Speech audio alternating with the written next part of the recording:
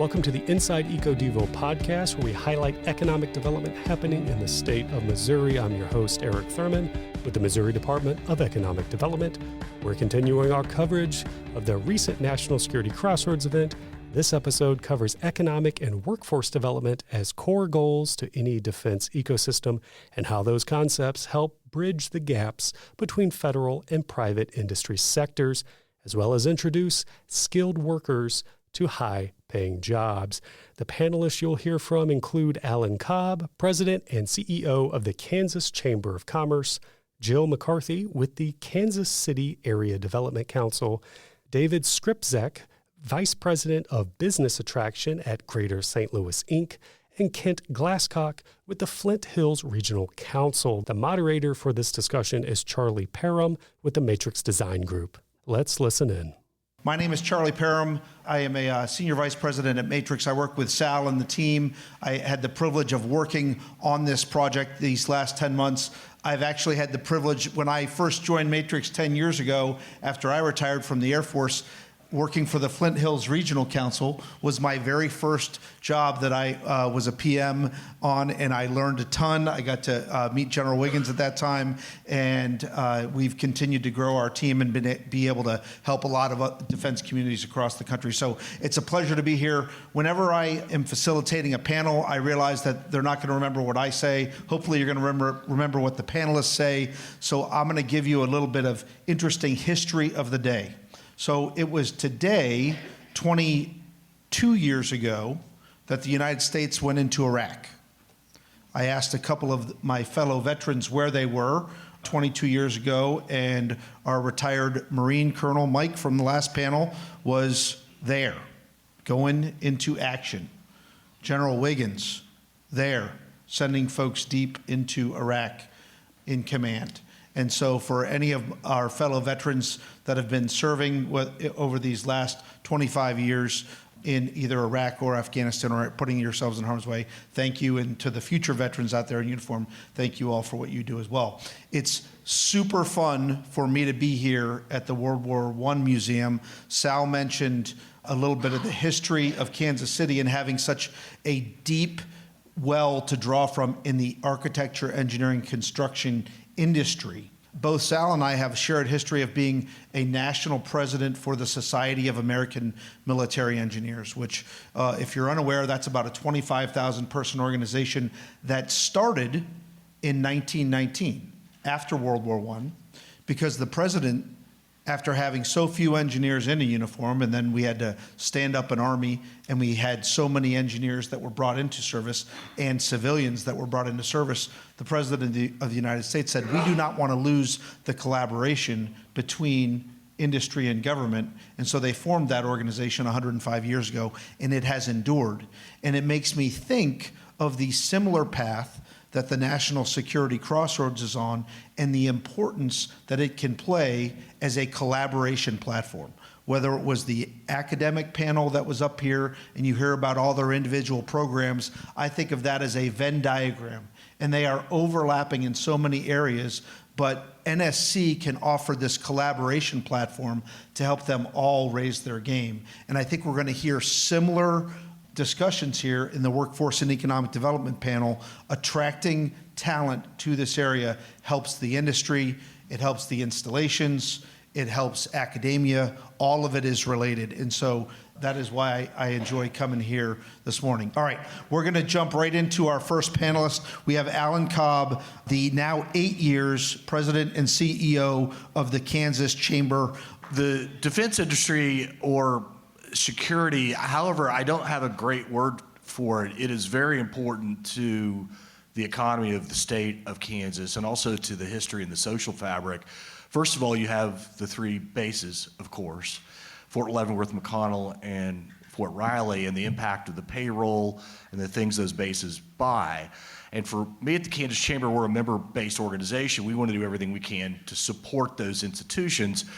My impression, and I'm not an expert, Fort Leavenworth's pretty safe. Everybody loves Fort Leavenworth, the college campus. Amazing number of folks move back to Leavenworth or the area after they've been stationed there. Fort Riley and McConnell are always, people are nervous. Kent may talk about that a little bit. How do you get more troops to Riley so it doesn't go away? McConnell, the same thing in Wichita, but those are enormous assets for the state of Kansas. I was talking to my counterpart in Ohio about their chamber and involvement, and besides Air Base in Dayton, big state like Ohio does not have the infrastructure that we have in Kansas, both either private or on the public side. So with the workforce, a very important thing are the veterans and the folks that are leaving the service in all three areas, primarily Fort Riley and McConnell. And one of the things I hear from my members frequently is the biggest concern they have with workforce are soft skills. And yes, soft skills can be defined a lot of different ways. But folks leaving the military, not a lot of issues with soft skills. And whether it's teamwork, communication, analytical, besides the technical aspect. And I know the National Association of Manufacturers or Manufacturing Institute, I don't know if Amy is here.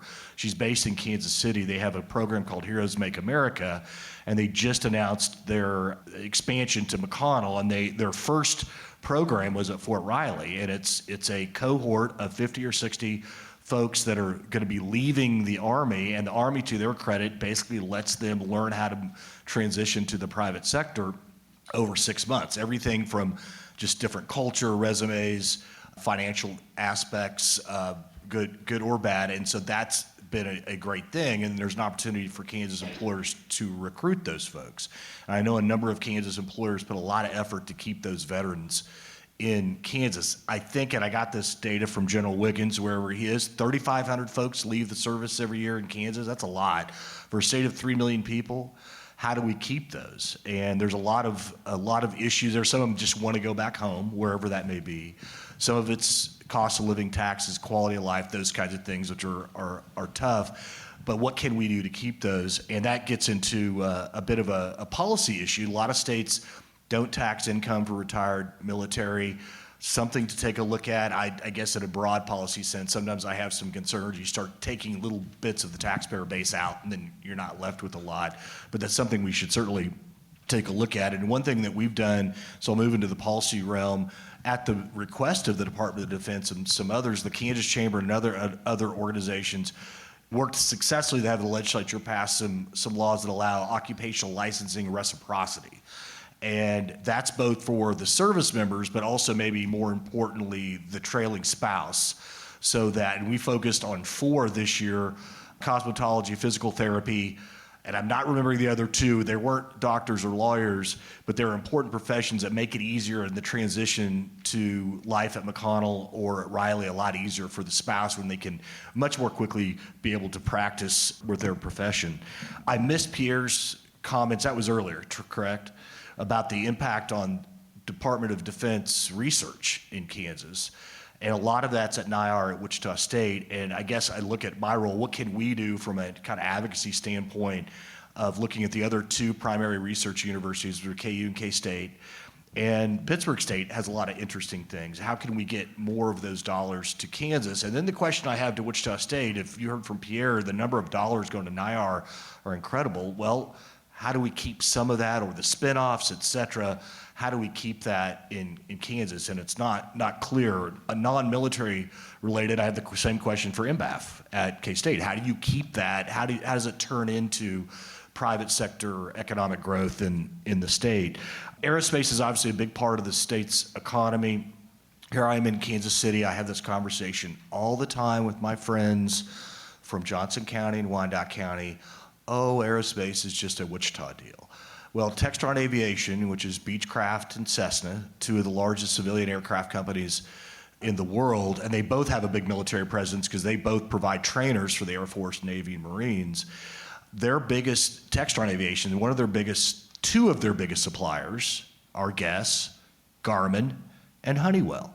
Well, last I checked, they're right here. So what's good for aviation in Wichita is good for the entire state. And of course, there are subcontractors that are making parts for the aerospace industry all over the state. They're making widgets, parts of a wing, et cetera.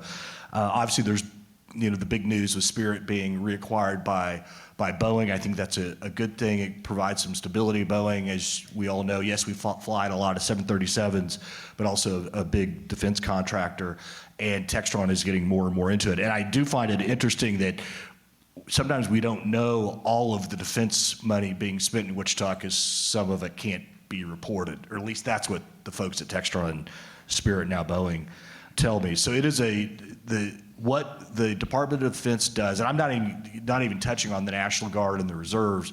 It is a big impact on the state, and what's, again, good for Wichita is good for the Kansas City metro area. I can't make the case what's good for Wichita is good for St. Louis, I don't think. Although with Boeing coming back to Wichita and with Boeing with a big presence in St. Louis, there's certainly some synergies there. And then I guess I wanted to touch on kind of the esoteric about the cultural heritage of the military in Kansas. Leavenworth was the first municipality in Kansas, 1827. Fort Riley is maybe the only frontier fort from the western expansion that is still an operating military base. I believe it is. I don't count Ohio as the frontier. Ohio's frontier doesn't make sense to me. So it has an enormous cultural heritage, without talking about Fort Larned and Fort Scott and all the historical sites, which are very interesting.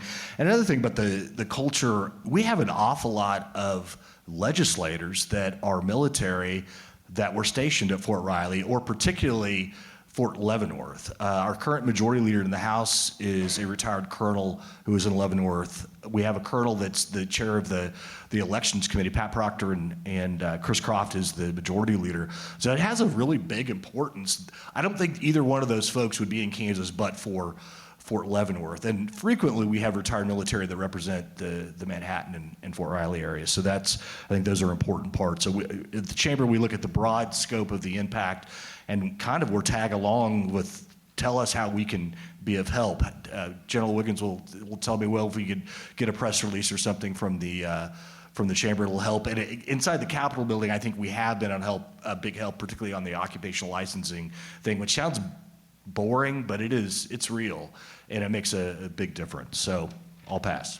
Fantastic. Thanks, Alan. A couple of things that I'll circle back on when we get to Q&A.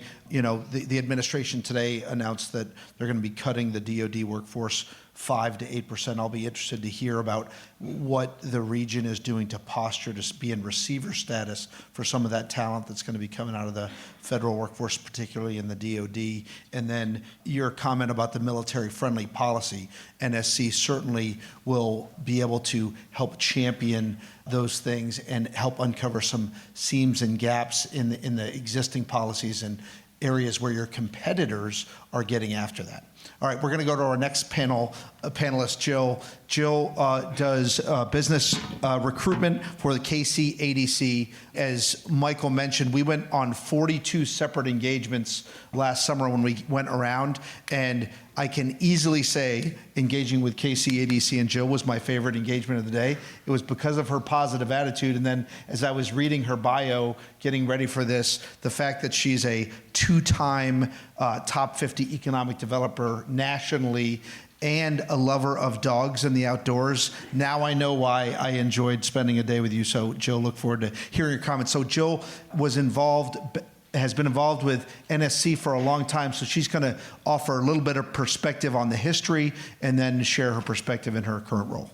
Thank you. You have to have a dog, always. Must have dogs, must love dogs. That used to be our password, actually, on our internet. That's how that goes. I have been in economic development for a long time. The Kansas City Area Development Council, we are a private not-for-profit that attracts new business and talent to the Kansas City region. And for us, it's pretty broad. It's 18 counties, it's 50 cities, it's about 2.7 million individuals in that footprint. And then when it comes to animal health and, you think of NBAF in Manhattan and some other great things around Kansas and Missouri, we pick up 4 other nodes of centers of excellence from K-State to Mizzou to Northwest Missouri State and Emporia State. And so we cover a big portion of the National Security Crossroads from the get-go. And when you look at the genesis of the NSC, I go back to General Wiggins and certainly Joe Driscoll before Mr. Roberts. And I think one of the biggest pushers behind it was really Honeywell. Trish Tano and I have had this conversation many, many times, but without Michelle Wiegand, this wouldn't exist at all.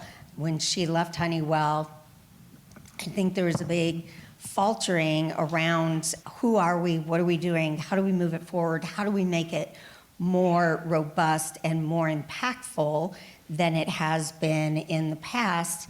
And it was hard to find a champion for that. And you don't want to throw away an amazing opportunity when you have two governors from two states that are willing to back one idea. You should really move that forward and move it forward hard. I go back again to Harry and to General Wiggins, who really put a lot of effort into the ability to hire the Matrix Group. And we were more than delighted to see that move forward.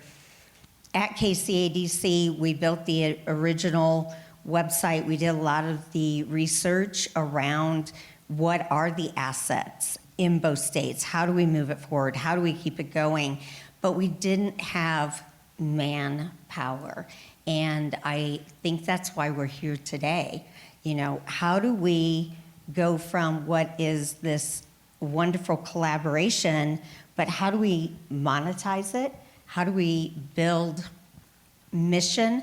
How do we build the board that directs what happens and how we move forward? I think for me, there are more questions today than answers, but I'm excited to see what's next for us. Perfect. Thanks, Jill.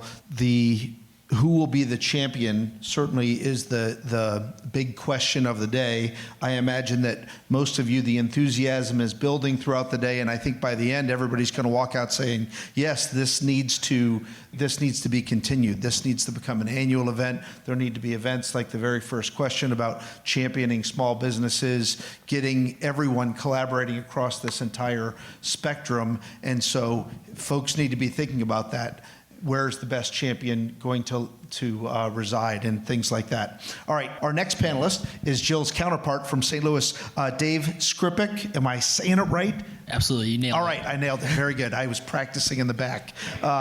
If don't look at it the way he spells it in the program here, just trust me on Skrzypiec. So Dave is a veteran, but he's also still serving in the reserves, and he's got to go away this weekend, he said? Got service this weekend. And so he is leading the 15 counties around St. Louis and their business attraction. So Dave, look forward to your comments as well. Thank you. So Jill's counterpart in St. Louis, the 15 county St. Louis MSA, we're home to Boeing and Scott Air Force Base, all sorts of really great defense assets. I will say, we talked about it earlier about this whole thing from an economic development perspective being a zero-sum game. I think that might actually be a misnomer. The DoD and the larger national security complex is amidst, in the early innings of a really, really impactful modernization strategy. It's not just upgrading platforms anymore. We're talking about changing the way that we do operations. I think when you see things in Ukraine, like the idea of multi-domain operations at a large scale is kind of a daunting thing. But what it does also carry with it is an opportunity for regions to take advantage to contribute to that mission. And what that comes down to is collaboration. Organizations like the NSC bringing folks together. I think about what would be required in that type of environment that the DoD and the larger national security complex is moving towards. It's going to be more of everything. It's going to be integrated platforms, and it's going to be things that can operate on the edge and talk to each other reliably. That's going to require regions to come together, to start in the lab or on the whiteboard at your universities, to kind of commercialize that, and then feed larger prime defense contractors to deliver that to the end user.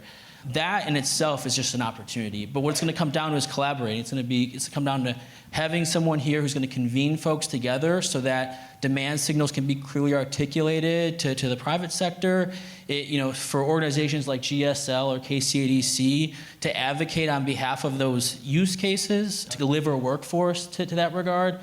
I think it's a really exciting opportunity. And I think the only zero-sum game that will be played is those who don't collaborate, who don't, raise their hand and plant the flag and say, this is the place to be. The National Security Crossroads really, in my mind, can be that convening authority. Has such great potential. I think when you look across the room here, when you compare us to other regions, we don't, we have so many more assets. We have bases, we have prime contractors, we have research institutions that are on the leading edge of things like quantum or advanced manufacturing. A lot of regions don't have that. It's going to come down to, can we collaborate? Can we bring folks together and get them in the room? A comment that was made earlier that I think resonated with a lot of us, get everyone rolling in the right direction. I think we all have the same general idea of where we want to be.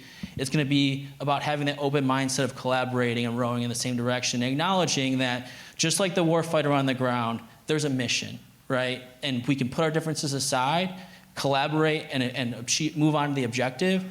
It's the same game for us in the defense industry, in academia, and the broader complex.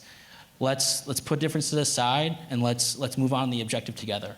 Yeah, Dave, that's fantastic. It makes me, as an Air Force guy, I have a little bit of trouble with that Army affirmation, so I'll look out to some of the Army folks, and what do you say when you agree with your leader? What do you say, General? Hua? All right, we can do this collectively as a group. Even civilians can say that to Dave's remarks. How about it? Hua? All right, very good. So that's very good. Where I want to go next, we're going to go to Kent, but your comments, we're going to circle back in the Q&A. So Kent Glasscock is here. Kent is the director of the Flint Hills Regional Council, which is the 7 counties there around Manhattan in the Flint Hills region. They're doing economic and community development as a planning organization, and that's only part of the reason why we asked Kent to be the cleanup hitter today. Kent also formerly the president and CEO of the Kansas State University Innovation Partners organization. And so Kent's going to offer a little bit of perspective, not only from his current role, but from his previous role. Kent, over to you. Thank you so much. It's a delight to be here. I remember a number of years ago, Trent Armbrust, who is here, started yapping to me about this concept. And he frankly made my hair hurt. And I was kind of going, okay, I think I get it, maybe. So having this convening is very exciting for me, delving off of those earlier conversations. The Flint Hills Regional Council is a 7-county council focused on the economic growth and community well-being in our 7 counties. If you sort of look at Kansas, Dave, you don't have any idea where I'm from.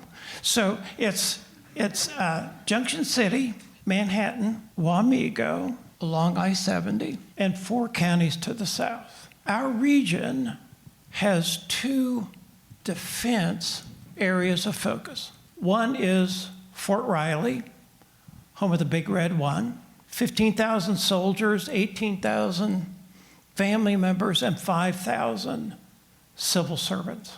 And we also have a focus on bio, defense, and security. Let me speak first to Fort Riley. Our organization, as Charlie mentioned, works very closely with Fort Riley with regard to military installation resilience programming, and also with regard to defense communities which surround Fort Riley so that they are hospitable places for service members and civilian employees to reside in. We take this charge very seriously, and we have an outstanding working relationship. All of the 7 counties benefit greatly from Fort Riley. It is a major economic force in our region, and we're delighted to have them.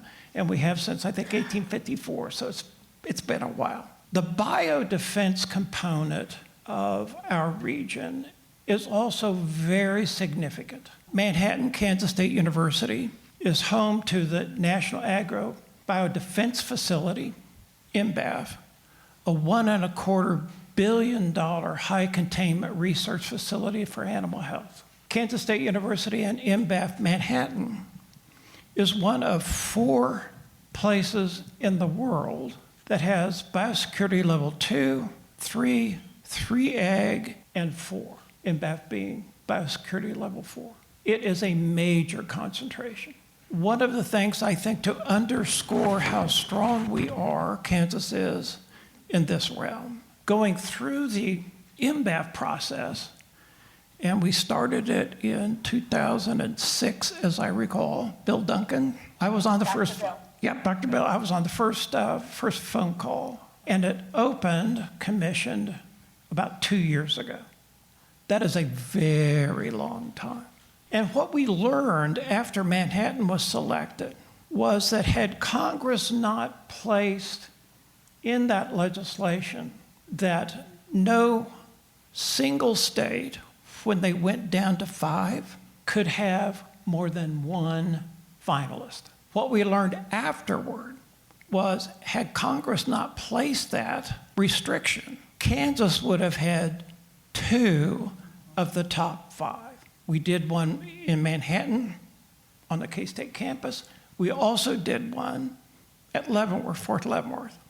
Both of those occasions, to speak to our regional strengths, would have been finalists. Sort of drilling down from the macro, our region takes seriously the biodefense and Fort Riley components, and I appreciate your speaking to the culture. It's part of our culture. It's part of our history. It matters to us. And we have in our region excellent programming, and let me speak to just 2. One, the Manhattan Area Chamber of Commerce and Kansas State University have, for a number of years, focused on attracting to the region bio-related companies. And this is a significant effort. It's something that matters to us. You were doing the same thing, Jill, and there has been success. And it's very, very encouraging. We spoke earlier about retiring military personnel soldiers. Junction City Chamber of Commerce, Darren Solon is here from Manhattan, Mickey Dean from Junction City, has 2 programs of interest. One is attracting companies that can serve Fort Riley by closer proximity to Fort Riley. The second thing that they are doing is recognizing that one of the disadvantaged populations of entrepreneurs in America are veterans. Veteran entrepreneurs, like other disadvantaged folks, do poorly on a relative basis in terms of their entrepreneurial interests. Junction City is creating an inaugural year, a veterans entrepreneurial program that does 2 things. One, trains veterans on how to run a business, what to look out for, how to structure the business, how to get capitalization and the like, but then is ending with a veteran entrepreneur pitch program. And I think that's like way cool. I would just sort of finish up by noting that in 2006, the Kansas City Area Development Council commissioned a study, and they hired a gentleman by the name of Richard Seedline to do the study. And the study was to identify areas of regional strengths that could be leveraged for economic development purposes. And they came up with, I think, 3 prime areas. One of the areas was animal health. And so in collaboration with your neighbors, Jill, we formed the Animal Health Corridor, self-proclaimed, and we made it stick. And I mentioned that because had that not happened, I don't believe NBAF would be in Manhattan. We wouldn't have had $1.25 billion investment. We wouldn't have 300 PhD employees at NBAF. So the National Security Crossroads, in my mind, can replicate the strength and success of the animal health corridor, which has been profound for both states and for greater Kansas City. That's the kind of cleanup hitter you want. So that was, I'll say, as a Red Sox fan, you were like Big Papi there. So that was pretty good. I don't know about you Royals fans or St. Louis fans. I'm a Red Sox guy. So I'm going to take moderator privilege, and I'm going to ask the first question because I'm going to weave a few things together. But we're going to do questions the same way Sal did. If you had them, you can raise your hand. I'll recognize you after this first one. And just stand up, say who you are, where you're from, and whether it's directed or not. And then you can ask your question. So the theme of all boats rising together, David touched on that quite a bit. The fear that exists, everybody looks at things from a what's in it for me.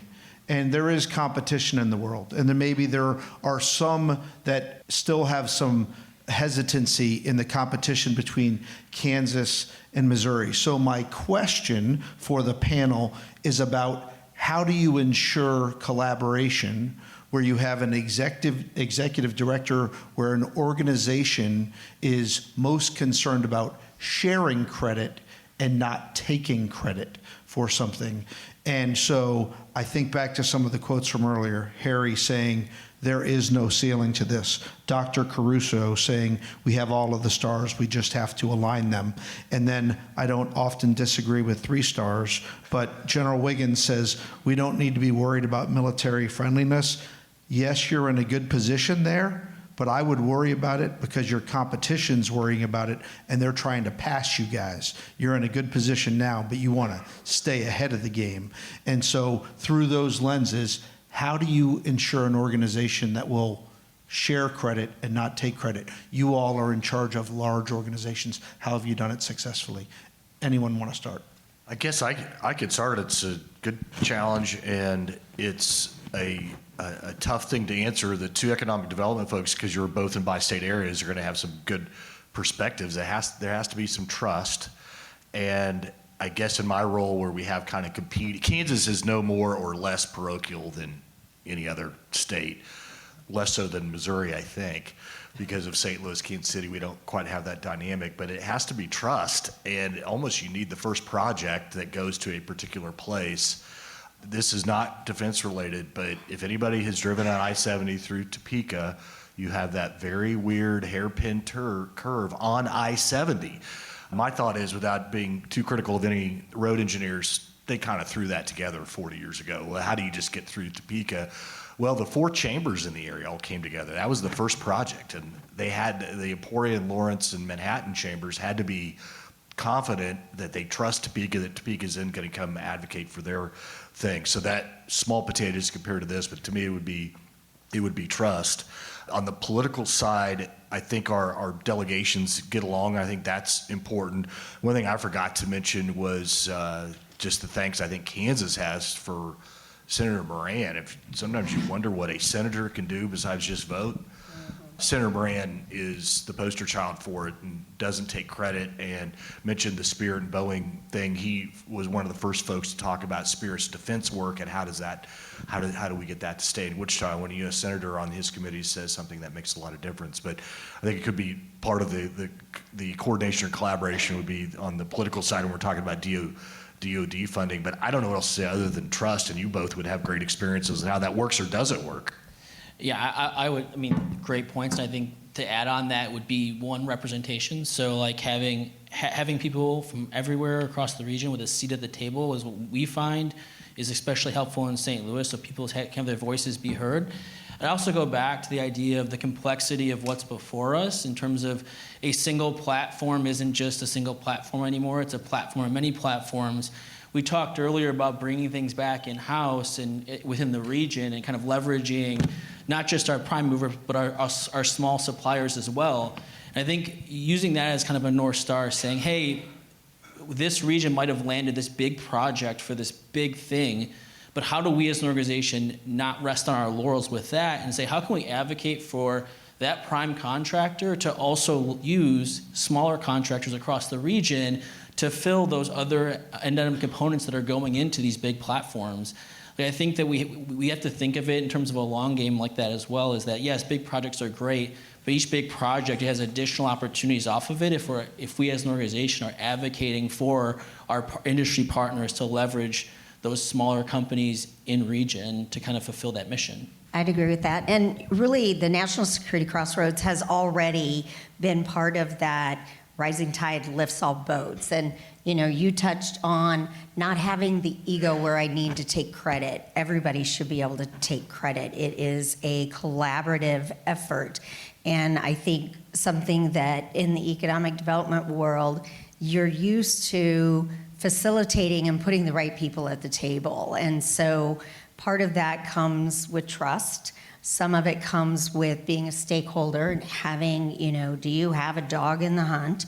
Some of it comes from, just great communication and over communication and being transparent about mission, about what the goals are. And if everybody has a shot at it, at whatever that is, then you've competed for it, and then you're happy that your neighbor got it. You know what I mean? You have to be able to be part of something bigger than just yourself, because we all win along the way. All right, I'm going to the topic of STEM.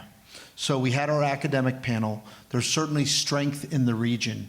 From a workforce development perspective, how do you all, knowing that STEM is so important to the defense industry, how do you all talk about that?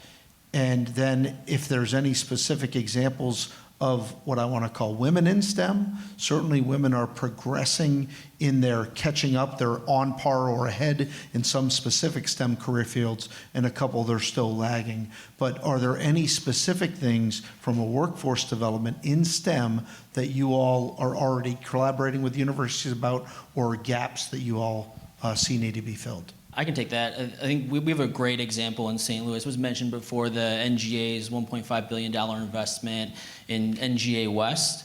Looking at that beyond just the mission that's there, like there's going to be a long-term workforce requirement for geospatial technology, which is, it's a high-skill technology or high-skill workforce that needs to be able to kind of fulfill this mission at the highest level.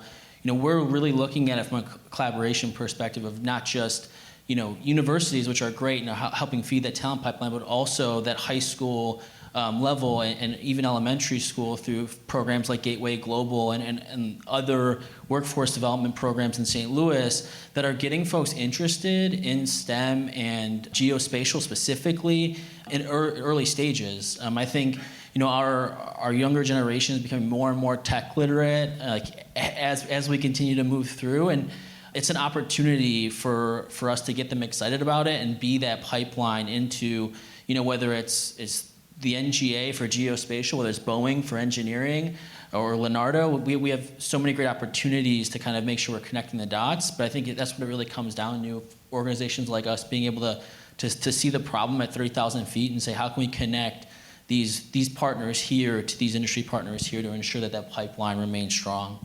I might just add one point to that. Well said. We have amazing universities across both states, and they're known for many different things, from engineering to, technology and on.